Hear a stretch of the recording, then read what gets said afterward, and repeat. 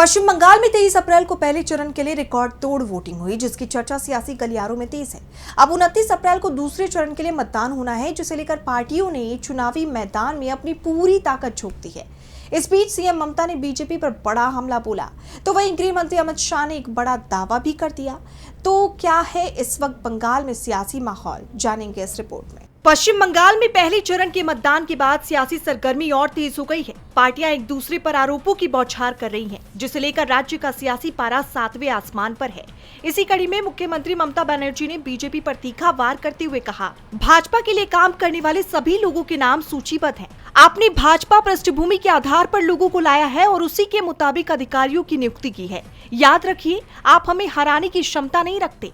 हम अन्याय के खिलाफ लड़ते हैं, हम अपने अधिकारों के लिए लड़ते हैं।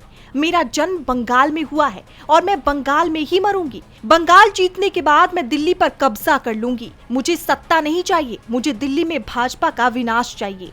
न केवल बंगाल में विनाश होगा, बल्कि भाजपा को दिल्ली से भी हटाना होगा। एक तरफ ममता ने बीजेपी को कड़ी चेतावनी दे दी है, तो वहीं गृह मंत्री अमित शाह ने कोलकाता में प्रेस वार्ता कर बंगाल चुनाव के लिए पहले चरण में हुए रिकॉर्ड तोड़ मतदान के लिए राज्य की जनता का धन्यवाद दिया। साथ ही कहा कि 23 अप्रैल के मतदान में बंगाल की जनता ने परिवर्तन के लिए वोट दिया, जिसके लिए मैं उनका बहुत बहुत धन्यवाद करता हूं।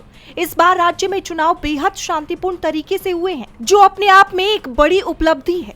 बता दें, पश्चिम बंगाल के पहले चरण के चुनाव के दौरान 92.64% वोटिंग हुई। वहीं दूसरे चरण के लिए 29 मई को मतदान डाले जाएंगे, जिसके बाद 4 मई को नतीजे आएंगे, जिस पर सबकी निगाहें टिकी हुई हैं। डीबी लाइव की रिपोर्ट।